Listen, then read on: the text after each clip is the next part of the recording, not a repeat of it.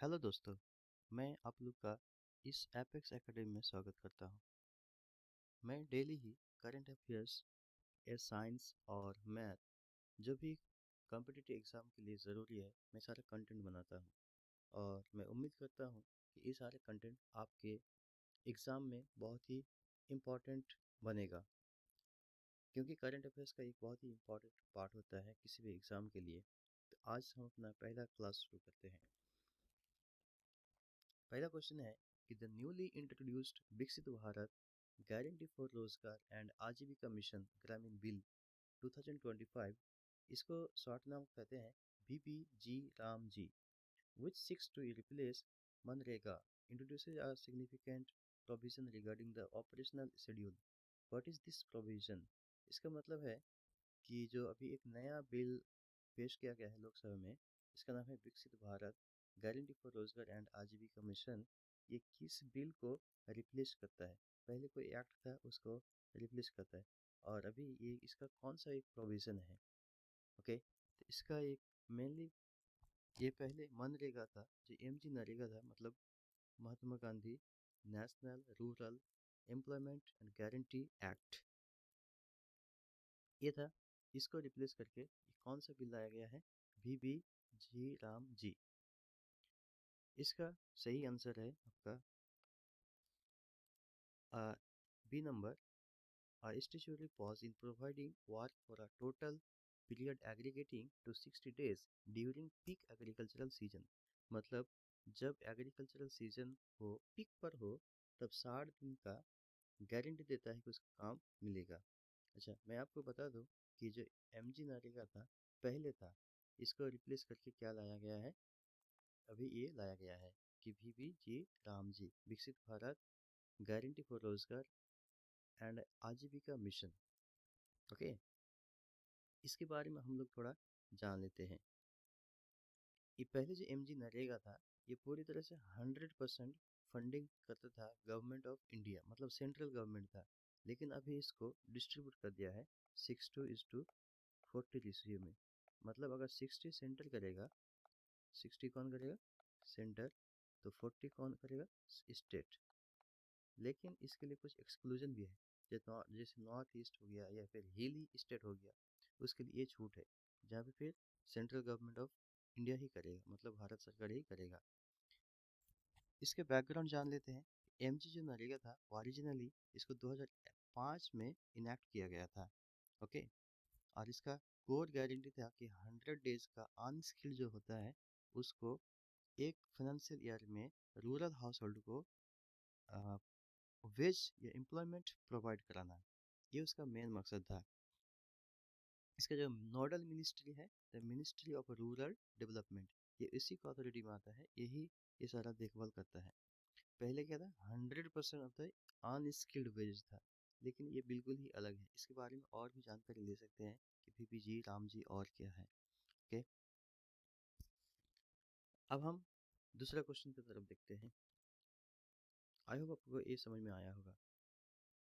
हमारा next question है, India recently designated its 95th and 96th Ramsar sites, while Silisher Lake is located in Rajasthan. Which state recorded its first ever Ramsar site with the inclusion of Kopra Jalashay? India को अभी कुछ दिन पहले ही 95th एक Ramsar site declare किया हुआ था, लेकिन अभी फिर दोबारा एक दूसरा एक रामसर साइट डिक्लेयर किया है। जो पहला जो 95th जो रामसर साइट था, उसका नाम क्या था? सिलीशेर लेक, और ये मौजूद कहाँ पे है? राजस्थान में है। लेकिन अभी एक पहला स्टेट है जिसको ये रामसर साइट, जिस स्टेट का पहला रामसर साइट डिक्लेयर किया गया है, उस स्टेट का नाम क्या है? और जिस जगह को रामसर साइट डिक्लेयर किया गया है, उसका नाम है कोपरा जलाशय।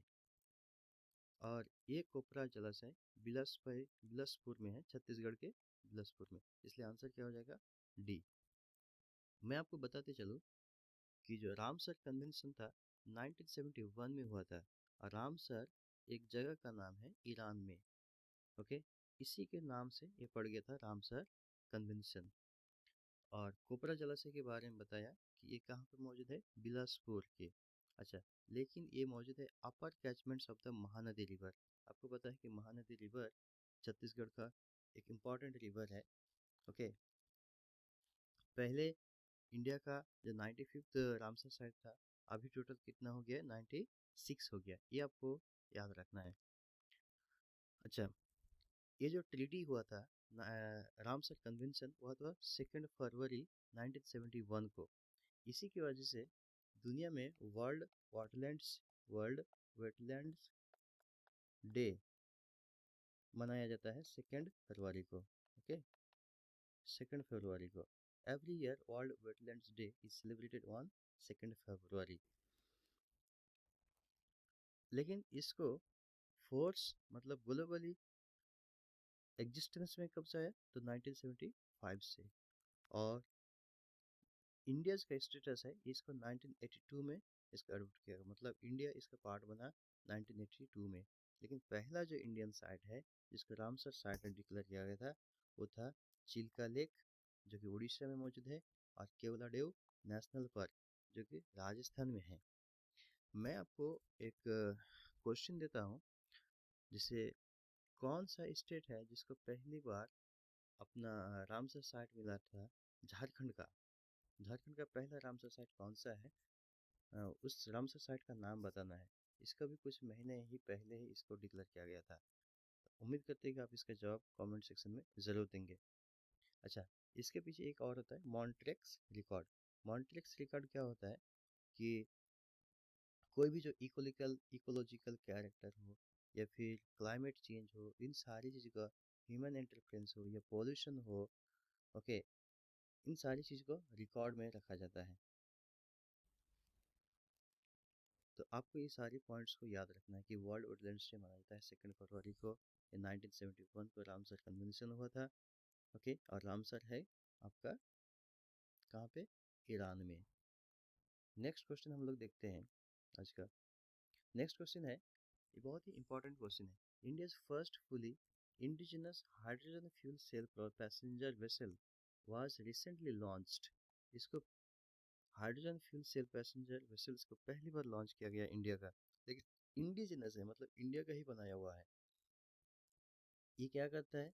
ग्रीन जो मैरीटाइम ट्रांसपोर्ट है उसको मार्क करने के लिए।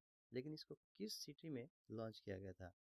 ओके, ये है आपका वाराणसी में। और आपको पता है कि वाराणसी यूपी में मौजूद है। इस वेसल को, जो इस वेसल है, जो चलता है किससे? हाइड्रोजन फ्यूल सेल से।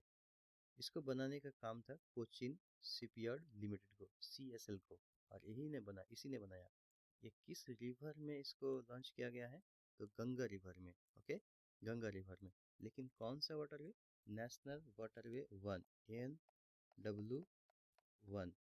आपको बताना है कि NW1 कहाँ से कहाँ तक चलता है। ओके, अच्छा, अब मैं आपको बता दूं कि हाइड्रोजन फ्यूल सेल जो चलता है वो किसके ऊपर, किस चीज़ को यूज़ करता है? तो करता है प्रोटॉन एक्सचेंज मेम्ब्रेन। अगर आपको पता नहीं है कि प्रोटॉन एक्सचेंज मेम्ब्रेन क्या होता है, तो मैंने इसके लिए एक सेपरेट वीडियो बनाया है, आप इसको देख सकते हैं। अच्छा, ये जो गोल था इंडिया का, ये किस गोल को फॉलो करता है? National green hydrogen mission. और नेशनल ग्रीन हाइड्रोजन मिशन को लॉन्च किया गया था 2023 में, ताकि ज़ीरो एमिशन हो। ज़ीरो एमिशन मीन्स कि जब कोई फ्यूल यूज़ हो तो उसके बाद कोई भी पॉल्यूटेंट्स लेफ्ट ना रह जाए, मतलब there will be no pollutant after using the fuel. एक कन्वर्ट्स क्या करता है? केमिकल एनर्जी को इलेक्ट्रिकल एनर्जी में कन्वर्ट करता है। और एमिशन के तौर पर ये सिर्फ वाटर को प्रोड्यूस करता है, H2O, और हीट को। और zero emission, it is the very important part, that it does not produce any pollutant. और ये प्रोसेस क्या करता है? एक इलेक्ट्रोकेमिकल रिएक्शन है, नॉट कंबस्शन। ये आपको याद रखना है कि हाइड्रोजन फ्यूल सेल जो काम करता है वो किस प्रोसेस से काम करता है? इलेक्ट्रोकेमिकल रिएक्शन पर, ना कि कंबस्शन पर। और यूज़ क्या करता है? मैंने बताया PEM, proton exchange membrane. Okay, अब हमारा नेक्स्ट क्वेश्चन है, question number 4। According to Stanford University's 2025 Global AI Vibrancy Index, India secured the third position globally. Which two nations occupy the first and second ranks respectively? Stanford university ने globally एक index release किया है, उसका नाम क्या है? Global AI vibrancy index. इसको release करने वाला कौन है? Stanford university. ओके, इंडिया का रैंक जो है थर्ड रैंक सिक्योर किया है। तो आपको बताना है कि कौन से दो कंट्री है जिसको पहला और सेकंड रैंक मिला है। सबसे देखिए, मेनली दो कंट्री है, वो है यूएसए एंड चाइना। इन दोनों कंट्री को first and second rank, in USA को फर्स्ट और इसको सेकंड रैंक मिला है, और इंडिया को थर्ड। इसका मतलब इंडिया भी एआई वाइब्रेंसी में बहुत ही अच्छा काम कर रहा है। ओके, इसके बारे में कुछ लिखा है कि the index evaluates a country's ecosystem based on research and development. R and D means research and development के ऊपर, टैलेंट के ऊपर, इन्वेस्टमेंट के ऊपर एंड पॉलिसी के ऊपर, इन सारी चीज़ों को दिखाता है। Okay, India's high ranking is primarily driven by its vast and expanding AI talent pool and startup ecosystem. AI India का जो अच्छा रैंक है, इसका पीछे क्या रीज़न है कि अच्छे से टैलेंट पूल वो जो AI है उसको ही बहुत ही यूज़ करता है। ओके, उसके बाद हमारा नेक्स्ट क्वेश्चन है question number 5। During the prime minister's visit to Jordan, a twinning agreement was formalized between Jordan's famous archaeological site of Petra and which Indian UNESCO World Heritage Site? आपको पता है कि भारत के prime minister जो है नरेंद्र मोदी जी, वो visit पे गए हैं जॉर्डन के। तो जॉर्डन का तो कैपिटल होता है अमन। उसमें ट्यूनिंग एग्रीमेंट किया गया है किसके किसके बीच में? जॉर्डन के जो फेमस आर्कियोलॉजिकल साइट है पेट्रा और इंडिया का जो यूनेस्को वर्ल्ड हेरिटेज साइट है, इसके बीच में। लेकिन पेट्रा का एग्रीमेंट इंडिया के कौन से यूनेस्को वर्ल्ड हेरिटेज साइट के साथ किया गया है? ये जो एग्रीमेंट है ये हमको बताना है। तो मैं आपको बता दूं कि इसका आंसर है एलोरा केव्स। और एलोरा केव्स बहुत ही फेमस है, हिस्ट्री में इसके बारे में बहुत ही पढ़े हैं। अच्छा, पेट्रा पेट्रा क्या है? इसे रोज सिटी भी कहा जाता है। ओके, और एलोरा केव्स कहाँ पे मौजूद है? आपको पता है कि महाराष्ट्र में। ये किस लिए फेमस है? ये इसके रॉक कट के लिए। और आपको पता है रॉक कट आर्किटेक्चर, आपको पता है कि इसमें टेम्पल्स भी है, मॉनेस्ट्रीज भी है। इसमें कितने रिलीजन का है? एक हिंदू का भी, बुद्धिस्ट का भी और जैन फिल्स, तीनों का आपको मिक्सचर्स मिलेगा। और उसके उसके साथ साथ एक मोनोलिथिक टेम्पल्स भी है, वो कैलाश टेम्पल भी है। ओके, अच्छा, पीएम ऑफ जॉर्डन कौन है? Bisher Al Khasawneh. Capital and currency, capital है अमन एंड करेंसी है जॉर्डनियन दिनार। ये सब आपको याद रखना चाहिए इसका। अच्छा, कुछ हम जानते हैं यूनेस्को के बारे में। यूनेस्को का फुल फॉर्म होता है United Nations educational, scientific and cultural organisation. Okay, it was established on November 16, 1945 and headquarter is located in Paris, France. तो ये सारी मेन चीज़ें आपको याद रखना है कि इसका फुल फॉर्म क्या होता है और इसको इस्टेब्लिश कब किया गया था, और इसका पेरिस लोकेटेड है, इसका क्या हेडक्वार्टर है।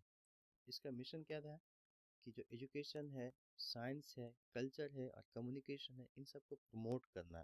ओके, ताकि पीस को कंट्रीब्यूट कर सके। तो ये मैनेज क्या करता है? वर्ल्ड हेरिटेज साइट को डिक्लेयर करता है ताकि उसको हम एक यूनिवर्सल वैल्यू दे सके, आउटस्टैंडिंग वैल्यू दे सके। इसका मेनली ये काम होता है इसका यूनेस्को का। हमारा नेक्स्ट क्वेश्चन है क्वेश्चन नंबर 6, एसबीआई के बारे में कि who was recently appointed as a new MD, that is managing director of the SBI in December 2025। तो इसका आंसर है Ravi Ranjan. Ravi Ranjan was appointed as the new MD of SBI। Okay, अच्छा, आपको मैं थोड़ा बता दूँ कि एसबीआई जो बना है, पहले इसका नाम एसबीआई नहीं था। पहले इसका नाम था बैंक ऑफ कलकत्ता, जिसको इस्टेब्लिश किया गया था 1806 में। लेकिन इसको बाद में मर्ज किया गया था और इसका नाम क्या बन गया था? Imperial bank of India. Okay, imperial bank of India. ये 1921 में हुआ था। इसी बैंक का नेशनलाइजेशन हुआ था 1955 में, और इसमें एक एक्ट लगाया गया था एसबीआई एक्ट 1955। 2005 और इसी का नाम इंपीरियल बैंक ऑफ इंडिया से बदल के SBI that is state bank of India कर दिया गया। इसका हेडक्वार्टर कहाँ पे है? मुंबई में है। और इसका ओनरशिप देखें तो ये पब्लिक सेक्टर बैंक है और ये लार्जेस्ट पब्लिक सेक्टर बैंक है इंडिया के लिए। ओके, अच्छा आपको एक क्वेश्चन देते हैं, आपको बताना है कि when was RBI nationalized? When was RBI nationalized? Okay.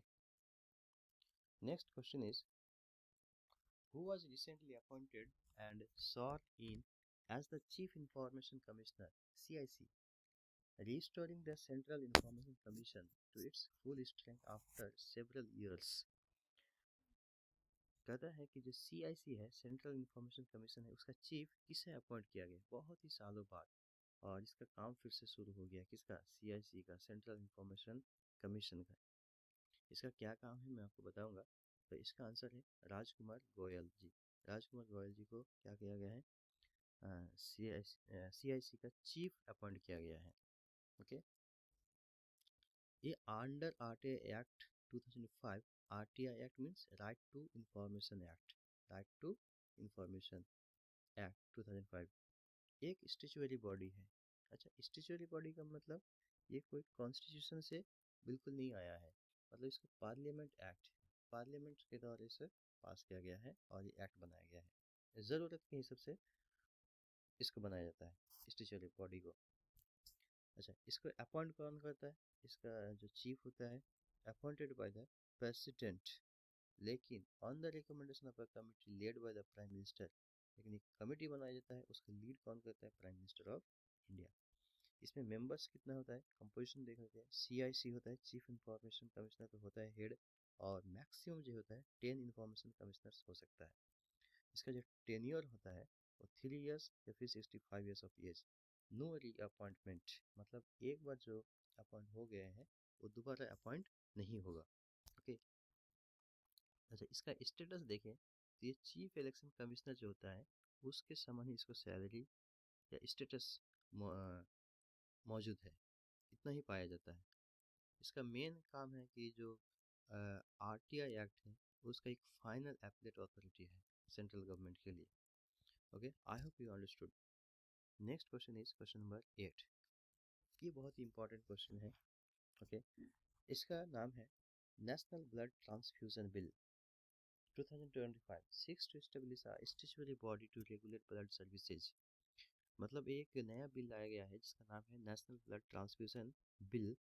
ये इसको एक स्टेचुअरी बॉडी की तरह, ताकि ब्लड सर्विसेज जो है उसको रेगुलेट कर सके।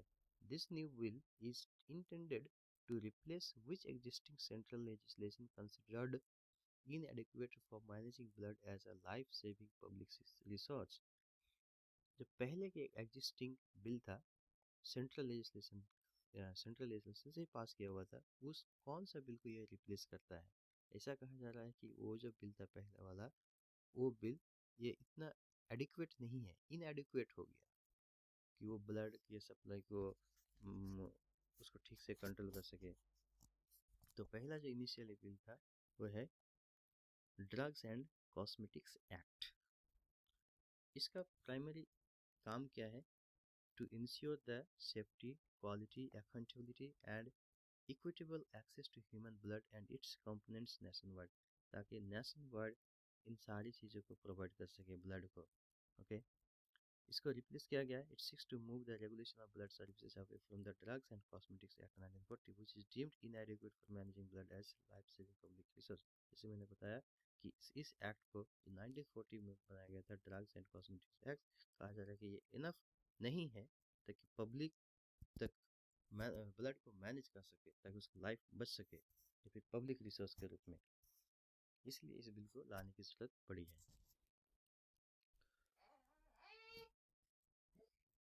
The next question is,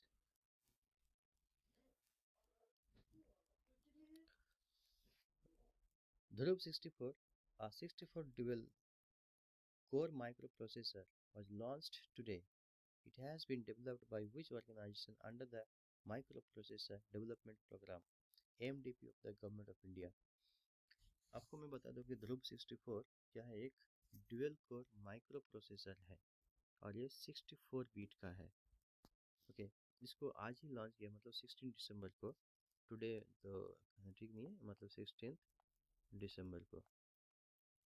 okay, और तो आपको बताना है कि ये कौन सा ऑर्गेनाइजेशन ने डेवलप किया है। IISc, Indian institute of science, और DRDO, defence research and development organisation, या CDAC मतलब centre for development of advanced computing, या फिर Indian space research organisation ISRO। Okay, तो इसका आंसर, सही आंसर है ये वाला नहीं है, इसको मैंने जस्ट ऐसे टिक किया। ये है CDAC, मतलब centre for development of advanced computing. इस चिप्स के बारे में थोड़ा जान लेते हैं। एक 64 बिट डुअल कोर प्रोसेसर है। इसका जो क्लॉक स्पीड है 1 गीगा हर्ट्ज है। ओके, इसका एप्लीकेशन देखें, ये 5G इंफ्रास्ट्रक्चर को 5G इंफ्रास्ट्रक्चर को दिखाता है, यूज में आएगा। फिर ऑटोमेटिव सिस्टम्स को, और industrial automation and IoT means internet of things devices, इन सारी चीज़ों को हेल्प करने के लिए ही ये बहुत ही तगड़ा चिप्स बनाया गया है। इसका नाम क्या है, ध्रुव 64। ओके, इसके बारे में हम थोड़ा जान लेते हैं कि CDAC व्हेन वाज एस्टेब्लिश्ड। तो CDAC was established in 1988। Okay, और इसका मेन फोकस क्या काम था कि इंडिजिनसली सुपर कंप्यूटर को बनाया जा सके, या फिर उसका प्रोसेसर को बनाया जा सके। तो पहला जो अचीवमेंट मिला था वो था परम 8000 सुपर कंप्यूटर। परम 8000 सुपर कंप्यूटर बनाया गया था। Okay, it was the first successful achievement for this CDAC super computer. ये काम करता है under the MEITY ministry of information and technology, ministry of electronics and information technology. इसके अंडर में ये काम करता है कौन, CDAC। आज का हमारा वीडियो का लास्ट क्वेश्चन है, question number 10। On the occasion of Vijay Diwas, बहुत ही फेमस लाइन है, December 16, the president of India inaugurated the Paramvir Dirgha at Rashtrapati Bhavan. Rashtrapati Bhavan में प्रेसिडेंट ऑफ इंडिया मीन्स अभी द्रौपदी मुर्मू जी है, उसने परमवीर दीर्घ को इनॉग्रेट किया है राष्ट्रपति भवन में। This gallery features the portraits of wall, ये किस चीज को दिखाता है। ओके, PVC एंड अशोक चक्र अवार्डीज को, PVC मतलब परमवीर चक्र, highest gallantry awardees of the 1971, या फिर परमवीर चक्र अवार्डीज या recipients of the Bharat Ratna from the armed forces. तो इसका सही आंसर है C नंबर। ओके, अच्छा, ये इतना फेमस क्यों है कि आपको पता है कि 1971 में इंडिया एंड पाकिस्तान का वार हुआ था, जिसमें इंडिया को सफलता मिली थी। क्यों, 1971 में जो ईस्ट पाकिस्तान था, east Pakistan, now it is called Bangladesh, को अलग कर दिया गया था वेस्ट पाकिस्तान से। मतलब 1947 के बाद ईस्ट पाकिस्तान और वेस्ट पाकिस्तान बना था, तो ईस्ट पाकिस्तान को अभी क्या कहता है, बांग्लादेश। अच्छा, हिस्टोरिकल इवेंट को हम देखें तो जो लेफ्टिनेंट जनरल थे AAK नियाजी, कहाँ के थे, पाकिस्तान के, उसने साइन किया था इंस्ट्रूमेंट ऑफ सरेंडर, कि कहाँ पे, ढाका में। ओके, तो ये इसी के बारे में था कि विजय दिवस हम लोग क्यों मनाते हैं, क्योंकि 1971 में जो वार हुआ था इंडिया पाकिस्तान का, उसमें इंडिया ने जीत हासिल की थी। आई होप आज मेरा पहला वीडियो आप लोग को पसंद आया होगा। इसमें अगर कोई भी फीडबैक है तो आप लोग दे सकते हैं, और कोई भी आपको क्वेरी हो या किसी भी तरीके से जानकारी लेना है तो आप मुझसे कमेंट बॉक्स में लिख सकते हैं। और उम्मीद करता हूँ कि आप अच्छे से पढ़ेंगे। SSC, रेलवे या कोई भी एग्ज़ाम के लिए आप एलिजिबल हैं, उसको ज़रूर से ज़रूर ट्राई करें। Okay, thank you so much.